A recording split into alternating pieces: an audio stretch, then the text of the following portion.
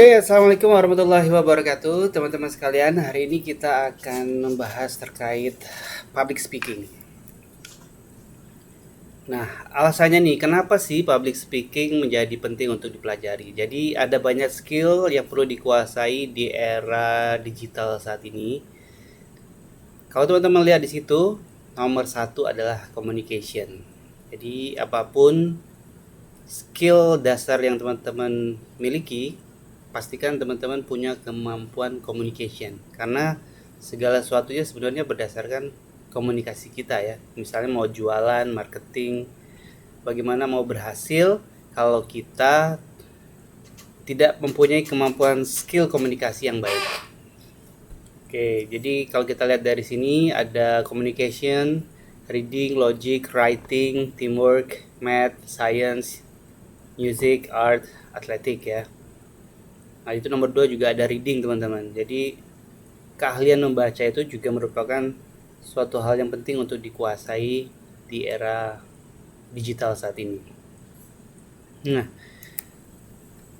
kapan sih dipakainya public speaking ini?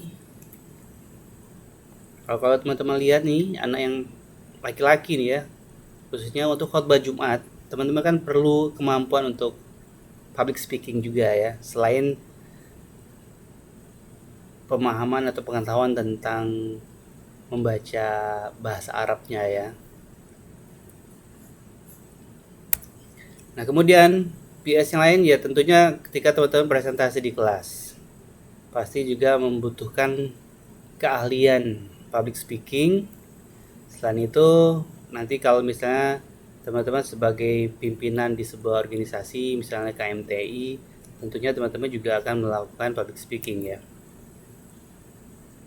Apalagi kalau Anda seorang pemimpin, tentunya ketika mengarahkan, Anda juga harus menggunakan skill komunikasi Anda kepada bawahan atau rekan kerjanya. Dan itu untuk presentasi pekerjaan, nanti kalau Anda sudah mulai bekerja, tentunya Anda akan melakukan presentasi tentang progres kerja yang sudah Anda lakukan. Nah, sekarang sudah eranya konten kreator, teman-teman. Kalau teman-teman lihat YouTube, Instagram, TikTok, semuanya sudah menyajikan begitu banyak konten-konten digital, dan penghasilannya ini nggak main-main. Jadi untuk menjadi konten kreator itu sebenarnya suatu hal yang menjanjikan juga. Samping teman-teman kalau mempunyai kemampuan atau skill di bidang IT, itu akan menambah nilai Anda menjadi lebih berharga ketika Anda menjual dalam tanda petik diri Anda ya. Voice over juga penting ya. Jadi kemampuan public speaking itu terutama terkait ketika kita menggunakan suara kita mengisi atau mendubbing di iklan-iklan misalnya, atau di film. Teman-teman kalau sering dengar iklan atau film, itu kan semuanya menggunakan kemampuan voice over ya. Terlebih nanti untuk sales and marketing ya, teman-teman jelas sekali dibutuhkan kemampuan untuk public speaking yang baik. Apalagi kemarin kita sudah belajar dasar-dasar di NLP, itu akan sangat membantu proses teman-teman untuk menggolkan agar jasa atau produk yang Anda jual bisa laku di customer atau yang ingin membeli produk atau jasa Anda ya. Nah, yang paling sederhana mungkin sambutan tuan rumah. Nanti misalnya kalau ada rumah baru, teman-teman akan mengundang tetangga, tentunya teman-teman akan diminta untuk memberikan sambutan. Gak lucu ya kalau misalnya yang memberi sambutan malah Pak RT saja. Nah, jadi teman-teman, kemampuan public speaking ini menjadikan kita perlu sekali untuk dikuasai ya. Nah, ada beberapa langkah untuk melakukan public speaking. Yang pertama yang kita bahas adalah terkait persiapannya. Apa aja sih persiapannya? Banyak membaca, kemudian juga kuasai materi yang akan Anda sampaikan. Jadi kegagalan yang pertama adalah kita tidak menguasai materi yang akan disampaikan. Itu yang menyebabkan kita di public speaking kelihatannya monoton, kemudian tidak menguasai, itu akan terbaca oleh audiens kita ya. Jadi ini kunci pertama teman-teman. Sebaik apapun persiapan Anda terkait masalah visualnya ya, tampilan baju, kemudian celana, sepatu, dan lain sebagainya, tapi kalau tidak menguasai kontennya, materi yang akan disampaikan, tentunya akan menjadi masalah yang besar ketika Anda melakukan public speaking. Kemudian yang kedua adalah terkait niat teman-teman. Niat ini pastikan teman-teman untuk meringankan langkah kita dalam melakukan public speaking atau berbicara di depan umum. Pastikan niatnya adalah berbagi atau sharing. Ya, jadi bukan merasa aku gitu ya. Ini akan menjadi beban kalau teman-teman pengen menunjukkan bahwa aku ini loh, aku ini orang yang hebat gitu, aku menguasai banyak hal gitu. Nah, ini akan justru membebani diri Anda. Beda kalau misalnya kita niatnya di awal adalah berbagi. Karena semua pengetahuan itu datang dari Allah, dan kita ini hanya jembatan aja, jembatan pengetahuan menyampaikan apa yang diberikan oleh Allah kepada kita, kemudian kita sampaikan kepada orang lain dan berharap itu jadi manfaat buat orang-orang gitu ya. Nah, pastikan yang pertama yang perlu teman-teman perhatikan adalah niat di awal ketika teman-teman akan melakukan public sharing atau berbicara di depan umum. Kemudian yang ketiga yang perlu diperhatikan adalah pemanasan. Nah, pemanasan teman-teman, di materi ini saya akan memberikan prolog aja ya. Nanti akan saya carikan link-link yang bersesuaian dengan materi-materi inti yang ada di public speaking.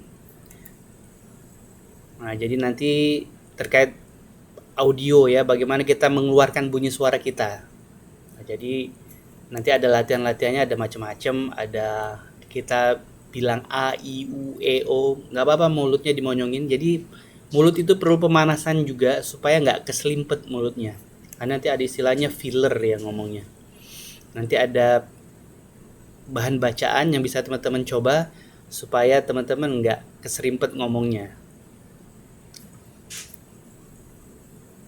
Nah, kemudian ada namanya diaphragma sound. Jadi bicara itu tidak dari kerongkongan saja, tapi ada namanya diaphragma sound yang suara itu dihasilkan dari pernafasan perut, sehingga kita nggak akan kecapean ketika kita berbicara. Nah, kalau teman-teman lihat VJ Daniel, nah itu dia menggunakan diaphragma sound.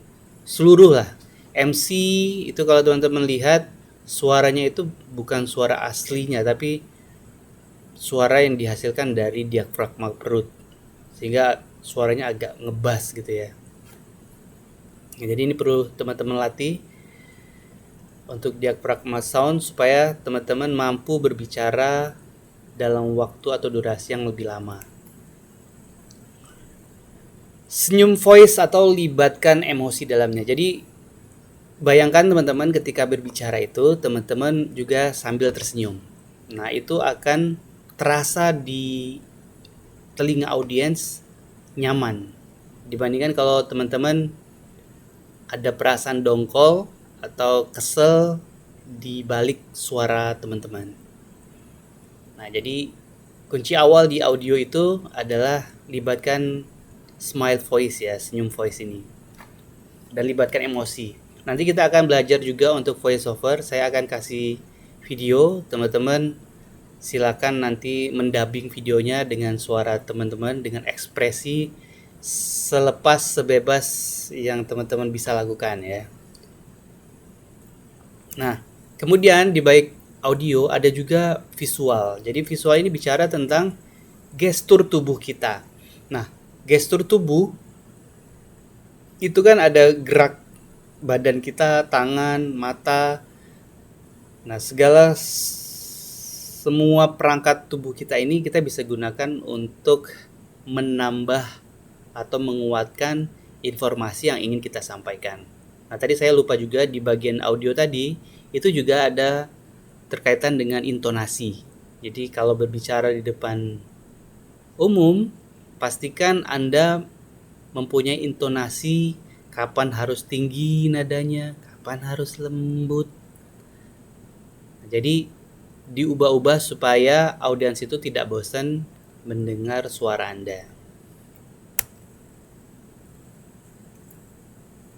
Oke, jadi yes maksudnya apa, no maksudnya apa. Jadi ada gerakan-gerakan, misalnya kalau Anda menyebutkan ada 5 hal yang tidak boleh dilakukan, maka tangannya harusnya telapaknya menghadap ke depan ya, bagian sisi putihnya.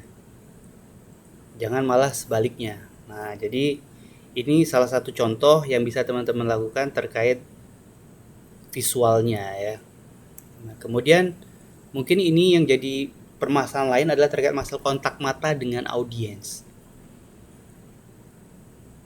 Nggak banyak orang yang mampu melakukan kontak mata secara langsung dengan audiensnya. Jadi caranya adalah teman-teman melihat antara mata dan ujung rambut yang di kepala itu ya, alias di jidat lah ya.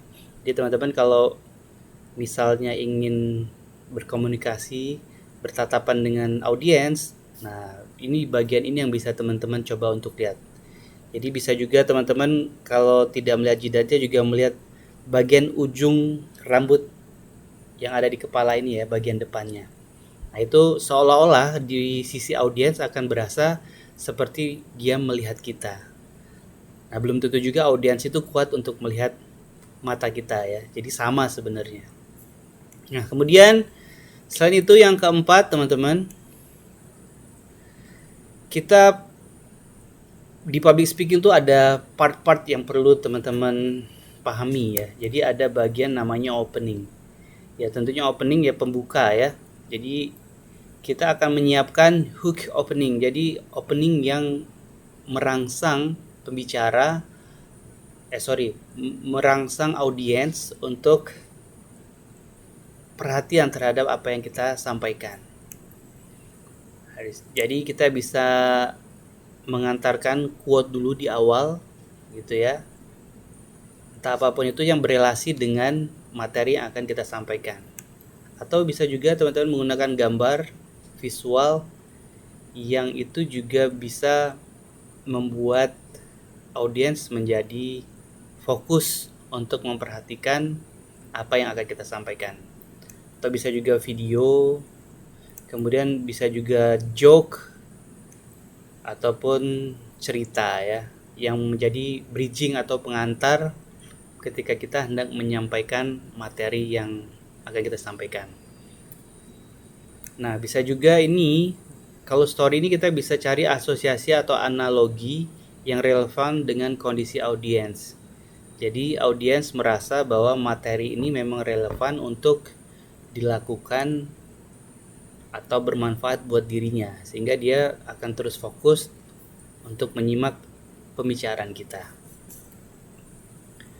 Nah, di opening teman-teman akan menyebutkan apa sih tema yang akan dibahas dari sesi pembicaraan kali ini.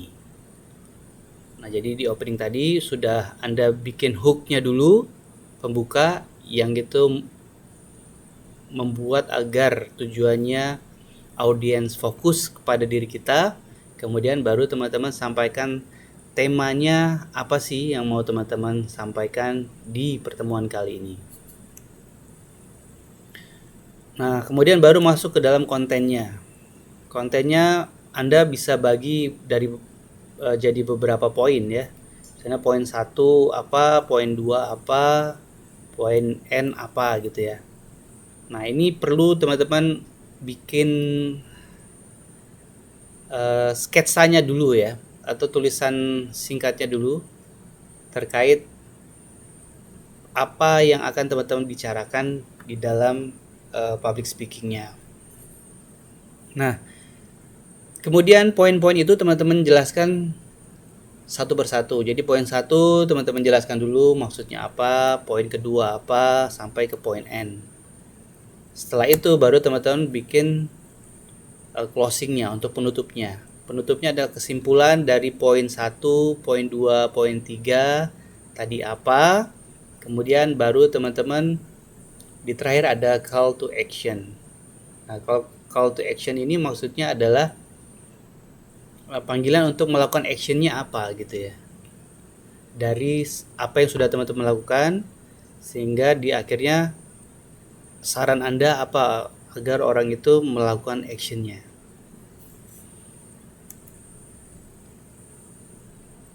Nah, berapa hal yang menyebabkan public speaking itu gagal ya. Yang pertama adalah masalah khawatir yang berlebihan terhadap audiensnya.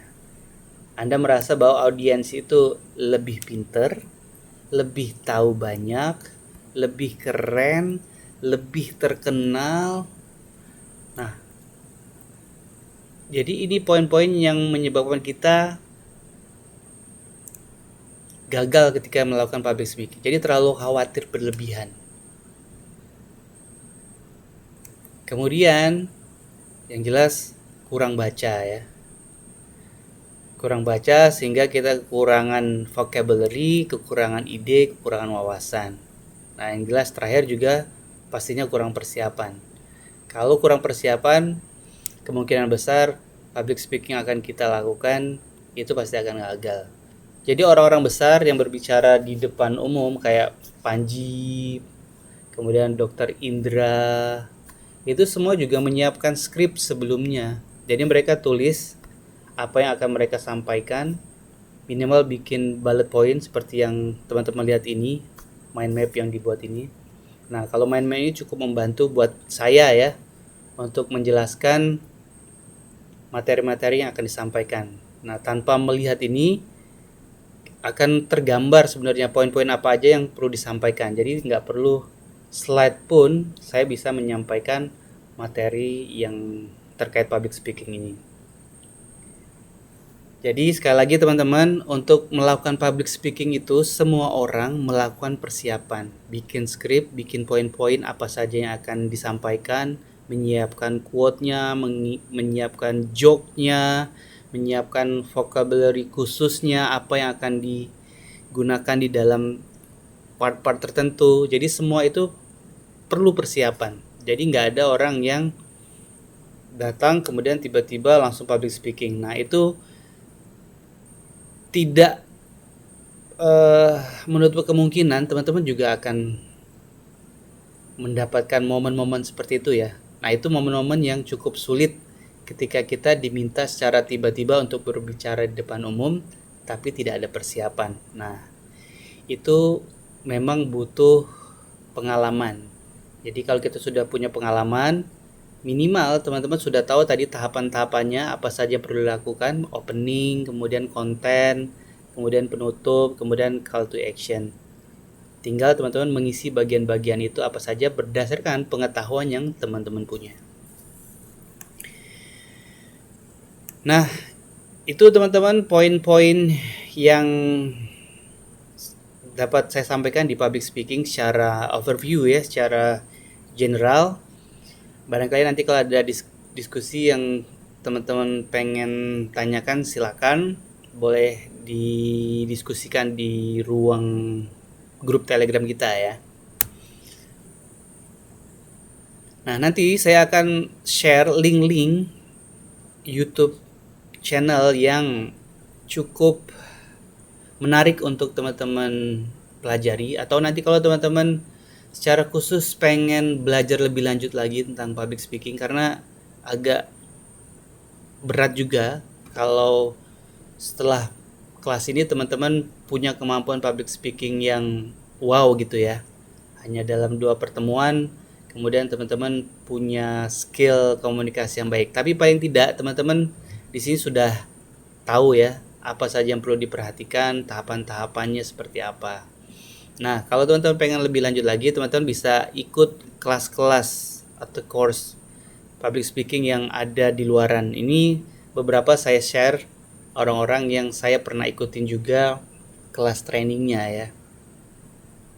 Karena sebagai dosen tentunya juga perlu ya pengetahuan tentang public speaking, bagaimana berbicara di depan mahasiswa, Kemudian nanti kalau kebetulan jadi pengurus atau pejabat, tentu kan diminta public speaking juga, sehingga pengetahuan public speaking menjadi penting untuk dikuasai. Sehingga ya mau tidak mau kita juga harus belajar ya. Nah, untuk asesmen mulai 3 minggu dari sekarang ya, nanti teman-teman menyiapkan bahan apapun itu ya, nanti akan kita sampaikan setelah ini kegiatannya apa saja. Tapi paling tidak teman-teman siapkan 3 minggu dari sekarang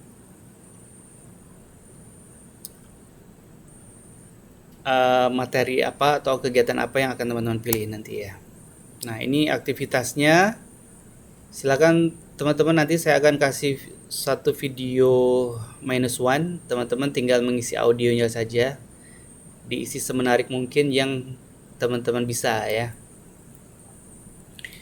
Kemudian nanti teman-teman video menjelaskan tentang apapun itu ya, boleh tentang storytelling, kemudian materi tertentu boleh yang teman-teman kuasain, kemudian vlog atau digital content lainnya apa.